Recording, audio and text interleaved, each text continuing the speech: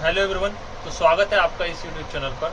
आज हम बात करेंगे जो नई वाली हमारी जो क्रिमिनल प्रोसीजर कोड आ गई है, यानी भारतीय नागरिक सुरक्षा संहिता 2023, जो कि अभी भारत में 1 जुलाई 2023 से लागू हुई है। इसके बारे में हम बात करेंगे।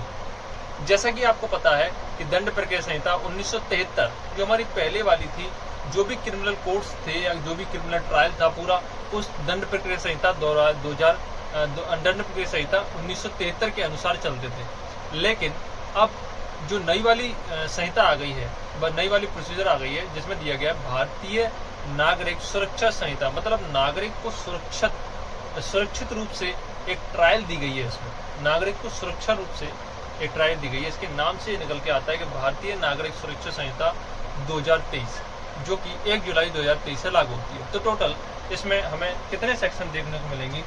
तो आज हम स्टार्ट करेंगे भारतीय नागरिक सुरक्षा संहिता 2023 BNSS, जिसका शॉर्ट फॉर्म में मैंने लिखा है BNSS। BNSS का फुल फॉर्म है भारतीय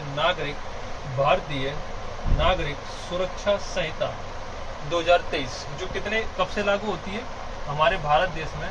तो ये 1 जुलाई 2023 से। अब आप कहेंगे कि जो भी अब जो भी क्राइम घटित हो गए, मतलब जो भी क्राइम घटित होते हैं या जो भी घटनाएं घटित होती हैं, तो किससे फॉलो की जाएंगी? अब वो 1 जुलाई 2023 के अनुसार जो ट्रायल दिया गया है, सेशन ट्रायल दिया गया है या फिर मजिस्ट्रेट ट्रायल है, मतलब जिस प्रकार का अपराध किया गया उस हिसाब से वह ट्रायल, जैसे ज्यादातर देखा गया है कि फर्स्ट क्लास मजिस्ट्रेट या सेकंड क्लास मजिस्ट्रेट के द्वारा ही उसकी ट्रायल स्टार्ट होती थी, कि ज्यादातर फर्स्ट क्लास मजिस्ट्रेट के द्वारा इसकी ट्रायल होती थी। ठीक है, तो अब जो नई वाली CRPC आ गई है, नई वाली BNSS, मतलब हम BNSS बोलेंगे अब इसको, कि नई वाली जो BNSS आ गई है, इस BNSS में टोटल कितने सेक्शन है? तो टोटल पहले जो थे सेक्शन वो थी 484, अब बढ़ के टोटल सेक्शन 531 हो गई है। कितनी सेक्शन हो गई है? 531। और टोटल चैप्टर कितने हो गए हैं? जो पहले जैसे चैप्टर नंबर 21A था, अब उसको सबको इनने एक नंबर दे दिया है। वो जो संशोधन करके जोड़े गए थे उन सभी को नंबर दे दिया है, जिससे ये सेक्शन भी बढ़ गई है। और जो ABCD करके जितने भी क्लॉज जुड़ते थे इसमें, अब सबको सेक्शन दे दिया है, इसलिए ये सेक्शन बढ़ गई है। सेक्शन बढ़ने का रीजन ये है। और जो चैप्टर हैं, चैप्टर जो हमारे इस संहिता में मिलेंगे हमको, वो मिलेंगे टोटल 39। कितने मिलेंगे? 39। टोटल 39 चैप्टर हमें देखने को मिलेंगे। और अनुसूचियां कितनी देखने को मिलेंगी इसमें? अनुसूचियां, जैसे कि पहले आपको पता है कि अनुसूचियां इसमें 2 हुआ करती थी। कितनी हुआ करती थी? 2।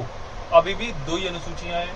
पहली अनुसूची क्लासिफिकेशन ऑफ ऑफेंस को बताती है। क्लासिफिकेशन ऑफ ऑफेंस का मतलब होता है कि अपराधों के वर्गीकरण के बारे में बताती है, यानी ये बताती है कि कौन सा अपराध कॉग्निजेबल है, कौन सा अपराध नॉन कॉग्निजेबल है, और कौन से अपराध में समनीय है, कौन सा अपराध असमनीय है, और किस अपराध में कौन सा मजिस्ट्रेट उसकी ट्रायल करेगा, विचारण किस मजिस्ट्रेट का विचारण उसमें होगा, मतलब किस मजिस्ट्रेट के द्वारा उस अपराध की ट्रायल की जाएगी। तो इसमें कभी कभी इधर से ही आपके प्री के क्वेश्चन बन जाएंगे। कई सारी जुडिशियल एग्जाम्स में डायरेक्ट पूछा जाता है कि इस सेक्शन में टोटल कितने सेक्शन है? तो आप कहेंगे 531। इसमें टोटल कितने चैप्टर हैं? तो आप कहेंगे 39। इसमें अनुसूचियां कितनी है कुल? तो आप कहेंगे 2। अब इससे एक क्वेश्चन और देखने को मिल जाता है, प्री वाले जो जुडिशियल एग्जाम्स हैं उसमें प्री में एक क्वेश्चन और देखने को मिलता है कि जो पहले वाली जो CRPC थी उससे एक क्वेश्चन जरूर आता था, कई सारे एग्जाम्स में पूछा गया है कि ये वाला जो संहिता है, मतलब CRPC थी पहले वाली, तो पहली वाली CRPC किस अनुसूची के अंतर्गत आती है, मतलब संविधान की किस अनुसूची के अंतर्गत आती है? तो आपने देखा होगा संविधान में ये अनुसूची, जब आप देखेंगे संविधान की जब 7वीं अनुसूची देखेंगे तो 7वीं अनुसूची में दिया गया है साफ साफ कि उसमें 3 प्रकार की अनुसूचियां दी गई हैं। पहली अनुसूची दी गई है संघ सूची, दूसरी दी गई है राज्य सूची, और तीसरी दी गई है संवर्ती सूची। ये कौन सी दी गई है? संवर्ती सूची। तो इन 3 सूचियों में से किस सूची के अंतर्गत ये वाली संहिता आएगी? तो पहले वाली जो CRPC थी वो आती थी इसकी संवर्ती सूची में, यानी संवर्ती सूची का विषय है अब आप कहेंगे संवर्ती, ये जो है ये संहिता भी संवर्ती सूची का विषय है। अब मैं इसको आपको क्यों बता रहा था संवर्ती सूची का विषय है। एक तो ये प्री में मतलब पूछा जाता है, किसका विषय है, संवर्ती सूची का विषय है।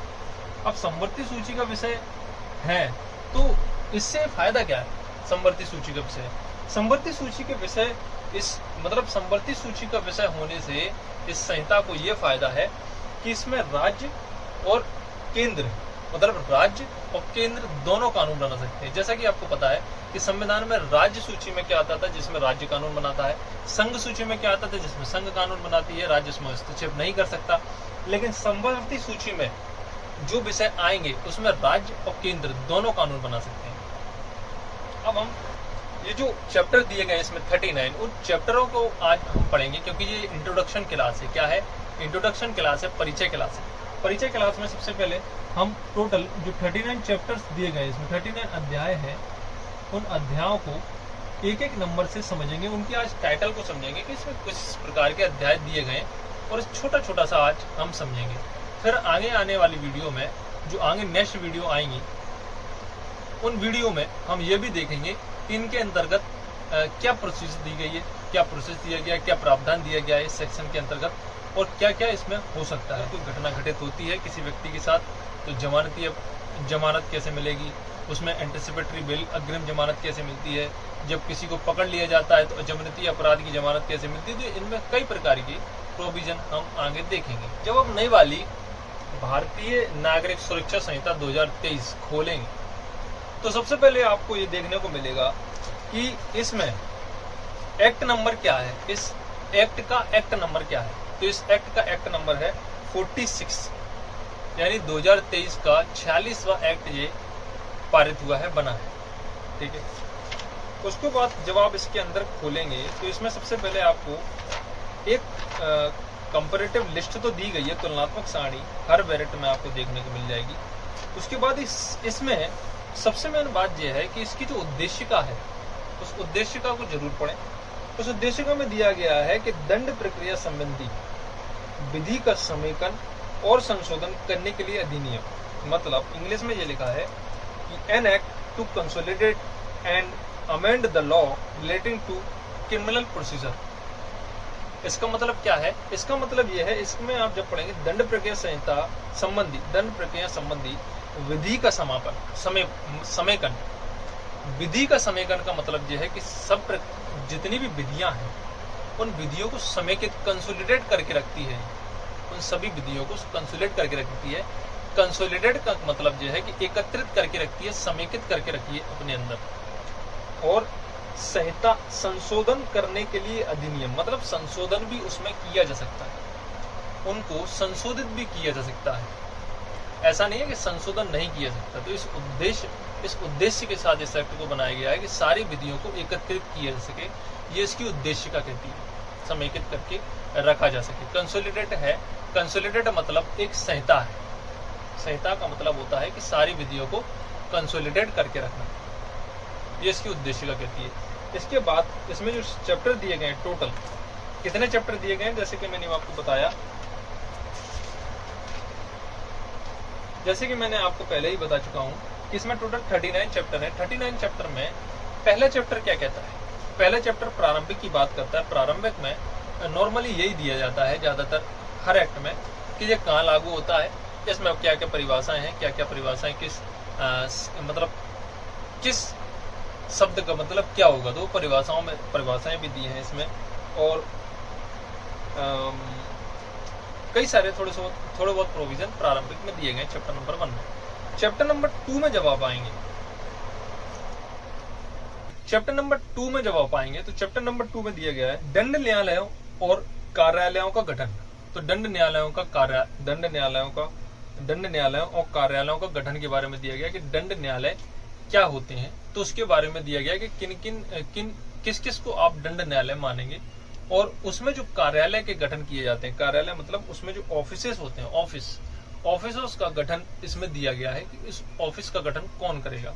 ठीक है, उसके बाद इसमें चैप्टर नंबर 3 कहता है न्यायालयों की शक्ति। तो न्यायालयों की पावर यानी पावर ऑफ कोर्ट्स के बारे में से दिया गया है चैप्टर नंबर 3 में कि कोर्ट की पावर क्या होगी, मतलब न्यायालय की शक्ति क्या क्या हो सकती है, इसके बारे में दिया गया चैप्टर नंबर 3 में। न्यायालयों की शक्ति जैसे कौन सा न्यायालय कितना दंड दे सकता है, जैसे फर्स्ट क्लास मजिस्ट्रेट है तो वो कितना दंड दे सकता है, कितना उस पर जुर्माना लगा सकता है, या फिर जुर्माना या ऐसा कोई अपराध है जिसमें जुर्माना अधिरोपित किया गया लेकिन वह जुर्माना देने में व्यतिक्रम करता है, जुर्माना नहीं देता है, तो वहां कोर्ट की पावर क्या होगी। कौन सा न्यायालय कितनी सजा का प्रावधान रखता है ट्रायल करने के लिए, और कितनी सजा वह अधिरोपित करता है, जैसे मुख्य न्यायिक मजिस्ट्रेट है वह कितनी पावर रखता है। इन सब के बारे में न्यायालयों की शक्तियों के बारे में चैप्टर नंबर 3 में मिलता है। उसके बाद चैप्टर नंबर 4 करता है वरिष्ठ पुलिस अधिकारियों की शक्तियां, मजिस्ट्रेट तथा पुलिस को सहायता। मतलब वरिष्ठ पुलिस अधिकारियों की शक्तियों के बारे में बात की गई है इसमें। वरिष्ठ पुलिस अधिकारियों की शक्ति, वरिष्ठ पुलिस अधिकारी जो बड़े बड़े पुलिस में ऑफिसर होते हैं उनके पावर की बात की गई है। और मजिस्ट्रेट और पुलिस को सहायता, मजिस्ट्रेट और पुलिस को सहायता के बारे में बात की गई है कि पुलिस को एक नॉर्मल व्यक्ति कब कब सहायता भी करेगा, उसके बारे में चैप्टर बोलता है, चैप्टर नंबर 4। चैप्टर नंबर 5 कहता है व्यक्तियों की गिरफ्तारी के बारे में प्रोविजन, के व्यक्तियों को किस प्रकार से गिरफ्तार किया जाएगा, जब गिरफ्तार किया जाएगा तो उसकी तलाशी कैसे ली जाएगी, इसके बारे में बात करता है। चैप्टर नंबर कौन सा है, चैप्टर नंबर 5 व्यक्तियों की गिरफ्तारी के बारे में प्रावधान करता है कि व्यक्तियों की गिरफ्तारी किस प्रकार से की जाएगी। ठीक है,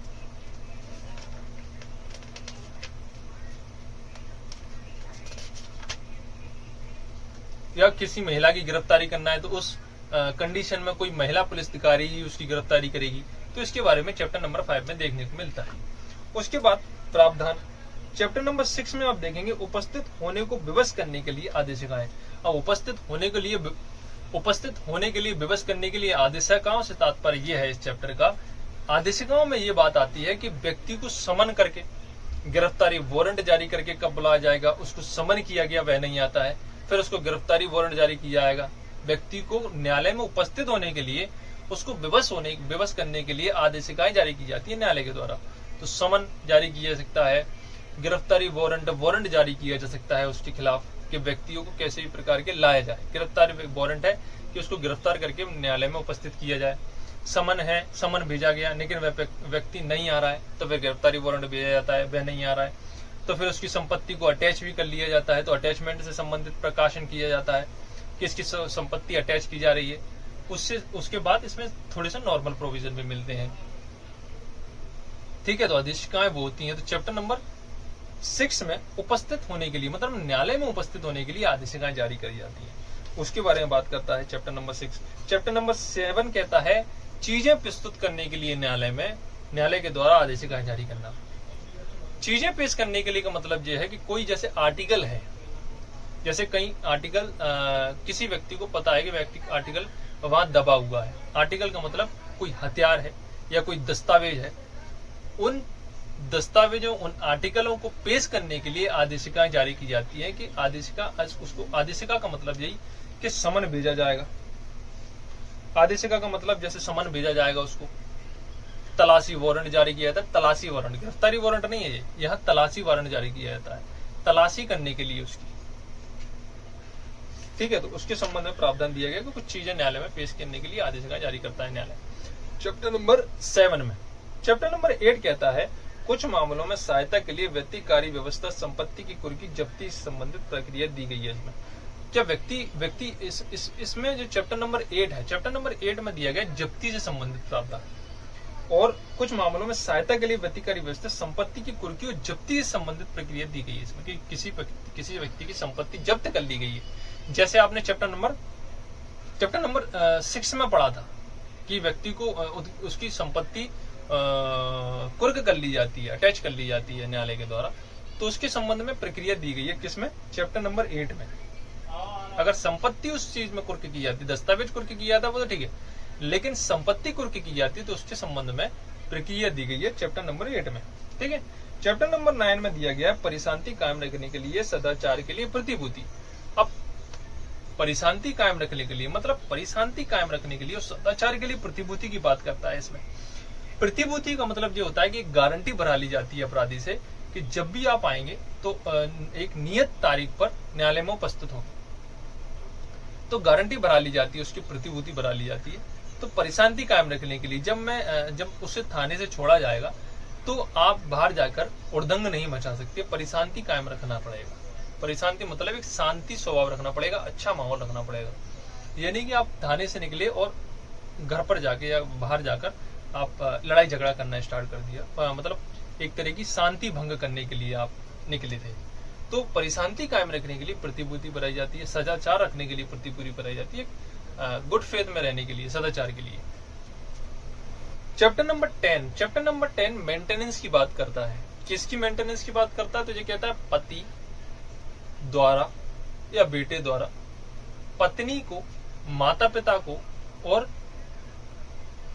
उसके बेटे को, चाहे वो अधर्म संतान हो चाहे धर्म संतान हो, दोनों को भरण पोषण की बात करता है चैप्टर नंबर 10। चैप्टर नंबर 10 जैसे आपने पहले पढ़ा था 125 का दावा नहीं लगा। चैप्टर नंबर 10 की बात करूं तो चैप्टर नंबर 10 में दिया गया पत्नी, माता पिता और बेटे को, चाहे वह बेटा धर्मज है अधर्मज है, पत्नी अपने पति से, माता पिता अपने बेटे से और बेटा अपने बाप से यानी पिताजी से भरण पोषण की मांग कर सकता है, जिसके बारे में प्रावधान दिया गया है चैप्टर नंबर 10 में। ठीक है, आगे बात करते हैं लोक व्यवस्था प्रशांति कायम रखना। अब लोक व्यवस्था और प्रशांति कायम रखने के लिए इसमें प्रावधान दिया गया चैप्टर नंबर 11 में। चैप्टर नंबर 11 में बात करता है कि लोक व्यवस्था अगर भंग होती है तो उसके बारे में प्रोविजन क्या है कि किस प्रकार से उस पर एक्शन लिया जाएगा, पुलिस बल के द्वारा, न्यायालय के द्वारा, बस।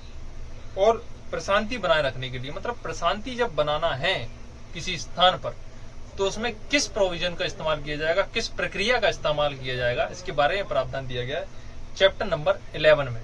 जैसे विधि विरुद्ध जमाव कहीं किया जाता है तो उसके बारे में कैसे उस पर न्यायालय या फिर पुलिस बल कैसे उस अपने इस्तेमाल करेगी, कैसा मतलब क्या प्रोसेस अपनाएगी, उसके बारे में दिया गया है। और उसके बारे में आगे जो चैप्टर 12 है, चैप्टर 12 बात करता है पुलिस का निवारक कार्य, preventive action of the police. Preventive action की बात करता है कि निवारण कार्य, पुलिस का निवारण कार्य क्या होगा, निवारण के लिए पुलिस क्या करेगी, पुलिस के कार्य बताए गए हैं कि निवारण के लिए, प्रिवेंटिव के लिए वे क्या कार्य करेगी। ठीक है, उसके बाद बात करता है आगे चैप्टर नंबर 13। अब चैप्टर नंबर 13 बहुत इंपॉर्टेंट है मेंस की स्थिति से भी और प्री की दृष्टि से भी। मेंस की दृष्टि से इसलिए इंपॉर्टेंट है क्योंकि मेंस में डायरेक्ट पूछा जाता है कि प्रथम सूचना रिपोर्ट क्या होती है, प्रथम सूचना रिपोर्ट की साक्ष्य महत्व बताइए। तो प्रथम सूचना रिपोर्ट यानी I mean to say that FIR, first investigation report. According to the act, first investigation report के बारे में प्रावधान दिया गया है चैप्टर नंबर 13 में। चैप्टर नंबर 13 बताता है कि पुलिस को सूचना, उनकी अन्वेषण करने की शक्तियां। तो पुलिस को अगर सूचना मिलती है तो उसमें इन्वेस्टिगेशन वे कैसे करेगी, संज्ञेय मामला है तो इन्वेस्टिगेशन कैसे होगा, असंज्ञेय मामला है तो इन्वेस्टिगेशन कैसे होगा, अगर असंज्ञेय मामला है तो उस स्थिति में मजिस्ट्रेट से परमिशन लेगी कि नहीं लेगी। प्रथम सूचना रिपोर्ट के आधार पर न्यायालय में आप कन्विक्शन कर सकते हैं, मतलब दोषित अपराधी को कर सकते हैं कि नहीं कर सकते, तो उसको साक्ष्य मूल्य भी बताना पड़ेगा। इसलिए मेंस के लिए इंपोर्टेंट है। प्री के लिए ऐसे इंपोर्टेंट है कि टाइटल वाइज डायरेक्ट पूछा जाता है FIR केस में। संज्ञेय अपराध में पुलिस क्या करेगी, संज्ञेय अपराध में पुलिस इन्वेस्टिगेशन करने से पहले मजिस्ट्रेट की परमिशन लेगी कि नहीं लेगी, इसके बारे में प्रावधान दिया गया है चैप्टर नंबर 13 में। ठीक है, उसके बारे में बात और आगे दिया गया चैप्टर नंबर 12। चैप्टर नंबर 12 कहता है जांच विचारणों में दंड न्यायालयों की अधिकारता। तो ज्यूरिडिक्शन की बात करता है कि जांच विचारण में दंड न्यायालय किस ज्यूरिडिक्शन का इस्तेमाल करेंगे। मतलब कहने का मतलब ये है कि किस थाने के अंतर्गत कौन सा मजिस्ट्रेट उसका ट्रायल करेगा। वो थाना या फिर किसी घटना के अंदर कोई घटना घटित होती है तो वो घटना किस थाने के अंतर्गत आती है, उसका ज्यूरिडिक्शन क्या है, और उस थाने का ज्यूरिडिक्शन किस न्यायालय में लगता है, उसके बारे में प्रावधान दिया गया, अधिकारता दी गई है। जांच विचारणों में दंड न्यायालयों की अधिकारता के बारे में प्रावधान दिया गया है चैप्टर नंबर 14 में। कौन सा मजिस्ट्रेट उसमें ट्रायल करेगा, विचारणी किस मजिस्ट्रेट के अंतर्गत होगा, किस मजिस्ट्रेट के अंतर्गत वो घटना को चालन है वो पेश किया जाएगा, पेश किया जाएगा। ये इसमें नहीं बताया पेश किया जाएगा, इसमें ये बताया है कि अधिकारता किस मजिस्ट्रेट की होगी। उस पर कॉग्निजेंस लेगी। ठीक है, तो उसके बारे में अधिकारता किस मतलब अगर अपराध होता है तो कौन से मजिस्ट्रेट के पास पहुंचेगा, उस अधिकारता के बारे में बात की गई। और चैप्टर नंबर 15 बात करता है कार्रवाइयां शुरू करने के लिए अपेक्षित शर्तें। तो कार्रवाइयां जब मजिस्ट्रेट शुरू करता है, मजिस्ट्रेट के द्वारा जब कार्रवाई शुरू की जाती है तो मजिस्ट्रेट किस प्रक्रिया का प्रयोग करेगा, उसके पहले किन शर्तों का पालन करेगा मजिस्ट्रेट, उसके बारे में प्रावधान दिया गया चैप्टर नंबर 15 में। ठीक है, उसके बारे में आगे बात करते हैं। Chapter number 16। चैप्टर नंबर 16 कहता है मजिस्ट्रेटों से परिवाद। मजिस्ट्रेटों से परिवाद मतलब किसी परिवाद क्या होता है, कोई ऐसा अभिकथन होता है, इसमें परिभाषा दी गई है कि कोई ऐसा अभिकथन होता है जो कि अज्ञात व्यक्ति या ज्ञात व्यक्ति के विरुद्ध कार्रवाई के दृष्टि से किसी मजिस्ट्रेट के समक्ष दिया जाता है, वो होता है परिवाद, जिसके अंतर्गत पुलिस रिपोर्ट नहीं आती, ये होता है परिवाद। अब परिवाद जब किसी मजिस्ट्रेट के समक्ष पेश किया जाता है तो मजिस्ट्रेट उस पर कैसे प्रक्रिया करता है। अब इसके अंतर मजिस्ट्रेट से परिवाद का मतलब यह है कि उसके अंतर्गत पुलिस रिपोर्ट नहीं आएगी। जैसे आपने कंप्लेंट फाइल की मजिस्ट्रेट के समक्ष, कोई प्राइवेट व्यक्ति जब कंप्लेंट फाइल करता है, परिवाद फाइल करता है मजिस्ट्रेट के समक्ष, तो जब मजिस्ट्रेट उस पर कार्रवाई स्टार्ट करता है तो किस प्रक्रिया का इस्तेमाल करेगा, उसके बारे में प्रावधान दिया गया चैप्टर नंबर 16 में। उसके बाद आगे आएंगे चैप्टर नंबर 17। चैप्टर नंबर 17 दिया गया मजिस्ट्रेट के समक्ष कार्रवाई का प्रारंभ किया जाना। अब मजिस्ट्रेट के समक्ष कार्रवाई का प्रारंभ किया जाए, मजिस्ट्रेट के समक्ष प्रकरण तो आ गया, लेकिन वह कार्रवाई कैसे शुरू करेगा। कार्रवाई का प्रारंभ किया जाना मतलब मजिस्ट्रेट ने कॉग्निजेंस पर ले लिया। अब मजिस्ट्रेट कॉग्निजेंस लेने के बाद न्यायालय मतलब आदेशिका जारी करता है, न्यायालय से आदेशिका जारी करता है। आई मीन टू से कि आपने पहले वाले चैप्टर में पढ़ा था कि आदेशिका जारी की जाती है किसी व्यक्ति को बुलाने के लिए, जैसे आपने पढ़ा था समन जारी किया जाता है, गिरफ्तारी वारंट जारी किया जाता है। तो सबसे पहले क्या होता है, मजिस्ट्रेट के समक्ष जब मामला आता है तो उसके मजिस्ट्रेट किस कार्रवाई का इस्तेमाल करता है। पहले दिया गया था परिवाद पर दाखिल वाली में, चैप्टर नंबर 16 था। उसके बाद दिया गया चैप्टर नंबर 17 मजिस्ट्रेट के समक्ष कार्रवाई का प्रारंभ किया ना, तो कैसे कार्रवाई प्रारंभ करेगा, नॉर्मली वे कैसे चलेगा, परिवाद नहीं है, नॉर्मल कंडीशन में एक घटना घटित होती है। उसके बाद दिया गया chapter number 18। Chapter number 18 mains के लिए बहुत इंपॉर्टेंट है। मेंस के लिए इसलिए इंपॉर्टेंट है क्योंकि इसमें दिया गया आरोप के बारे में, और आरोप के बारे में हमेशा से क्वेश्चन ज्यादातर पूछे गए हैं मेंस में। वैसे तो इसमें जो सेक्शन है वो जैसे अपन ने पढ़ा था ना कि पुलिस एफआईआर के बारे में, तो एफआईआर वाले क्लॉज से डायरेक्ट सब मेंस के इंपोर्टेंट हो जाते हैं स्टार्ट। ये भी मेंस के लिए इंपोर्टेंट है। Chapter number 18। चैप्टर नंबर 18 में दिया गया आरोप के बारे में, चार्ज के बारे में। अब चार्ज किस प्रकार से लगाए जाएंगे, चार्ज में विशिष्टियां क्या होंगी, चार्ज कैसे परिवर्तित किए जाएंगे, इसके बारे में प्रावधान दिया गया है चैप्टर नंबर 8 में। चैप्टर नंबर 8 में चार्ज। अब चार्ज क्या होता है, चार्ज में थोड़ा सा बता देता हूँ ब्रीफ में आपको।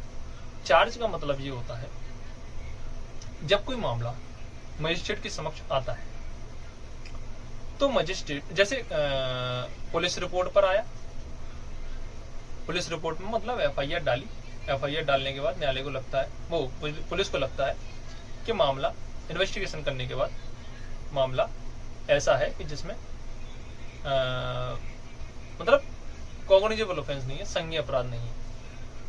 अगर संज्ञेय अपराध है तो डायरेक्ट चालान पेश हो जाता है न्यायालय में, संज्ञेय अपराध नहीं है तो न्यायालय के समक्ष पुलिस रिपोर्ट पर या फिर पुलिस रिपोर्ट से भिन्न परिवाद पर मामला आता है। तो परिवाद पर आने के बाद न्यायालय क्या देखता है, इसमें न्यायालय देखता है कि हाँ इस पे यार मामला बनना चाहिए।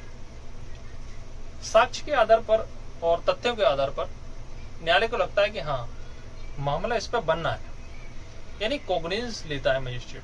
मजिस्ट्रेट कॉग्निजेंस लेने के बाद उस पर चार्ज फ्रेम करता है। चार्ज फ्रेम करने का मतलब ये कि उस पर बताता है कि आपको आप पर इस अपराध को करने का आरोप है, अभियोग है। इन चार्जों के आधार पर ही ट्रायल की जाती है। उसको बताया जाएगा ये चार्ज है, तभी तो वो डिफेंस करेगा। ये चार्ज है तभी तो उस चार्ज के खिलाफ वह डिफेंस करेगा अपने वकील को लाकर। अगर अभियुक्त को यही पता नहीं चलेगा कि मेरे पे कौन सी सेक्शन लगी है, तो फिर क्या होगा? इसमें आप ऐसे भी देख सकते हैं कि पहले जो सीआरपीसी थी उसमें 173 जो अब 193 हो गई है। पुलिस रिपोर्ट पर संशय होता था मामला, अब पुलिस रिपोर्ट न्यायालय के समक्ष आई, मतलब इन्वेस्टिगेशन पुलिस ने कर ली, उसके बाद जब चार्जशीट पेश होती है न्यायालय के समक्ष, उस पर न्यायालय देखता है साक्ष्य मिल जाते हैं, साक्ष्य एकत्रित हो जाते हैं। अन्वेषण क्यों किया जाता है पुलिस के द्वारा? साक्ष्य एकत्रित करने के लिए। तो अन्वेषण करने के बाद जब न्यायालय के समक्ष मामला आता है तो न्यायालय को लगता है कि हाँ अपराध बन रहा है, तभी वो साक्षियों को सुनता है। तो चार्ज फ्रेम करते हैं, चार्ज फ्रेम करने के बाद से ही अभियोजन साक्ष्य के लिए तारीख लगती है। अगर वह चार्ज को मतलब कह देता है कि ठीक है यार ठीक है न्यायालय श्रीमान जी मैंने ये अपराध किया है, तो उसको दोष सिद्ध कर दिया जाएगा उसी समय। अगर वो क्या कह रहा है नहीं मैंने ये अपराध नहीं किया, तो न्यायालय का स्वविवेक है, नहीं अगर वो कह देता है कि मैंने ये अपराध किया तो न्यायालय का स्वविवेक है कि उसको अब दंडित किया जाए या फिर आगे विचारणा किया जाए कि नहीं ऐसा अपराध नहीं बनता यार तेरे खिलाफ, किया जाए, ठीक है ट्रायल स्टार्ट किया जाए। लेकिन अगर ऐसा होता है कि मामला बन रहा है और अभियुक्त मना करता है कि मैंने ये अपराध नहीं किया, दोष सिद्ध करने का विभाग से मना कर देता है, तो उस कंडीशन में फिर विचारणा स्टार्ट किया जाता है। तो चार्ज जैसे ही खत्म हो, चार्ज फ्रेम होते हैं, चार्ज फ्रेम होने के बाद चार्ज विरचित किए जाते हैं, चार्ज विरचित होने के बाद ही दूसरी डेट लगती है अभियोजन के साक्ष्य। अभियोजन के साक्ष्य के लिए मतलब जो पब्लिक प्रोसिक्यूटर है वो अपने साक्ष्य प्रस्तुत करता है, मतलब न्यायालय को बताता है, मुख्य परीक्षण करता है अभियुक्त का और साक्षियों का, न्यायालय को बताता है कि ये देखो इस कंडीशन में इस साक्ष्य के द्वारा तो साबित करने की कोशिश करता है कि इसने ये बार अपराध किया है, ये अपराध किया है, ये सब चीजें होती। तो आरोप चैप्टर नंबर 80 में दिया गया है। अब वो न्यायालय कब परिवर्तित कर सकता है, ये सब प्रोविजन इसमें दिया है। जॉइंडर ऑफ चार्ज क्या होता है? जॉइंडर ऑफ चार्ज मतलब आरोप का संयोजन कब किया जाएगा, कब उस पर मतलब संयोजन किया जाएगा, आरोप होगा। उसके बाद सेक्शन जो चैप्टर नंबर 19 है, चैप्टर नंबर 19 सेशन विचारणा की बात करता है कि सेशन ट्रायल क्या होगा। तो चैप्टर नंबर 19 बात करता है सेशन ट्रायल के बारे में। सेशन ट्रायल का मतलब जब न्यायालय मजिस्ट्रेट न्यायालय से सुपुर्द होकर मामला आता है, सेक्शन 213 में इसमें दिया है। पहले दूसरी सेक्शन हुआ करती थी उसके लिए, अब सेक्शन नंबर 213 में इसमें दिया है कि न्यायालय के समक्ष मामला सुपुर्द करके लाया जाता है। मजिस्ट्रेट न्यायालय उस पर संज्ञान कर लेता है। बेसिकली मजिस्ट्रेट ही करते हैं संज्ञान अपराधों का। उस अपराध के संज्ञान के बारे में जब सुपुर्द होकर मामला आता है सेशन न्यायालय के पास, तो सेशन न्यायालय उस पर विचारण करता है, ठीक है।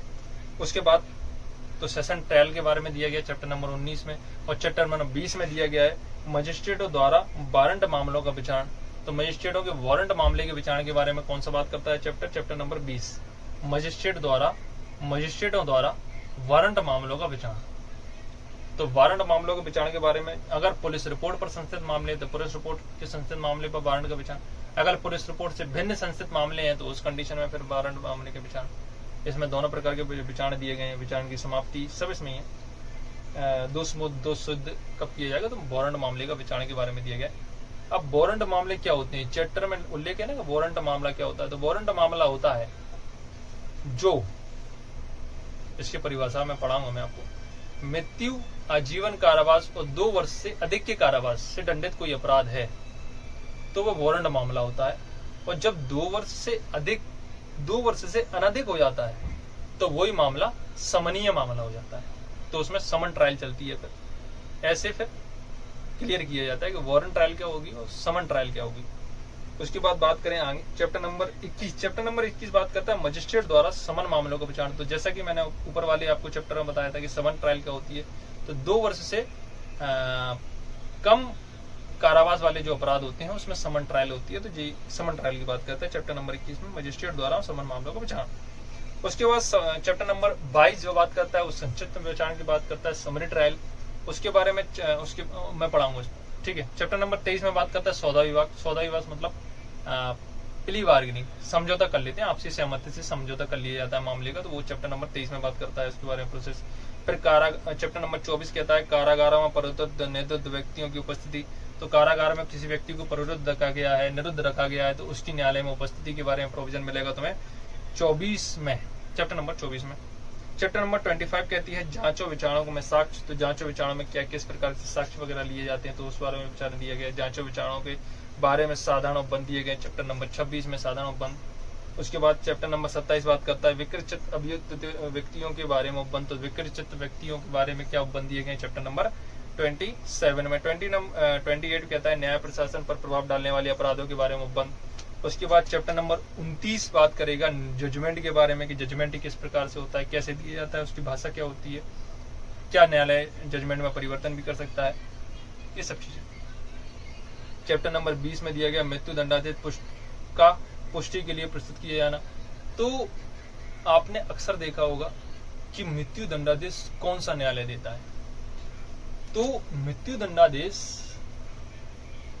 ज्यादातर सेशन न्यायालय के द्वारा दिया जाता है, क्योंकि सेशन न्यायालय के द्वारा इसलिए जाता है कि सीजीएम जो होते हैं मुख्य न्यायिक मजिस्ट्रेट तक मजिस्ट्रेट न्यायालय होते हैं, फिर उसके बाद सेशन न्यायालय को पावर है मृत्यु दंडादेश देने की, लेकिन वह कब, जब हाईकोर्ट के द्वारा वह परमिशन ले लेता है, उसकी पुष्टि कर लेता है जिसकी मृत्यु दंडादेश की, तभी सेशन न्यायालय मृत्यु दंडादेश दे सकता है किसी अपराध में। तो उसके बारे में बात करता है ये कि मृत्यु दंडादेश की पुष्टि के लिए उपबंध की बात करता है कि हाईकोर्ट के समक्ष जब पुष्टि करेगा सेशन न्यायालय मृत्यु दंडादेश की, तो चैप्टर नंबर 30 में वह आएगा और फाइल जहाँ चली थी पूरी पुष्टि के लिए हाईकोर्ट के अंदर, हाईकोर्ट से पुष्टि के लिए जहाँ फाइल चलती है चैप्टर नंबर 30 में। चैप्टर नंबर 31 में अपीलों के बारे में प्रावधान दिया गया है। किसी फर्स्ट क्लास मजिस्ट्रेट ने कोई अपराध में दंड दिया है, तो उसकी अपील कहाँ होगी, सीजीएम की अपील सेशन से फिर हाईकोर्ट। ठीक। चैप्टर नंबर 32 निर्देश पुनरीक्षण की बात करता है कि डायरेक्शन रेफरेंस के बारे में और पुनरीक्षण के बारे में इसमें पुनर्विलोकन नहीं है, इसमें केवल निर्देश पुनरीक्षण मिलता है। निर्देश का मतलब रेफरेंस के लिए दे देना, तो हाई कोर्ट के लिए रेफरेंस के लिए हायर अथॉरिटी को दिया जाता है रेफरेंस के लिए हमेशा, और पुनरीक्षण के लिए। उसके बाद चैप्टर नंबर 33 में बात करता है आपराधिक मामलों का अंतरण, तो अंतरण के बारे में दिया गया कि कब कैसे कैसे अंतरण होगा। चैप्टर नंबर 34 बात करता है दंडादेशों का निष्पादन, निलंबन, परिहार और लघुकरण के बारे में, तो उसका निष्पादन दंडादेशों का एग्जीक्यूशन कैसे होगा उसके बारे में प्रावधान करता है। निलंबन की बात करता है कब इसको सस्पेंशन किया जाएगा, सस्पेंशन के बारे में, और रेमिशन के बारे में, परिहार के बारे में, और लघुकरण के बारे में कब कब कम किया जाएगा।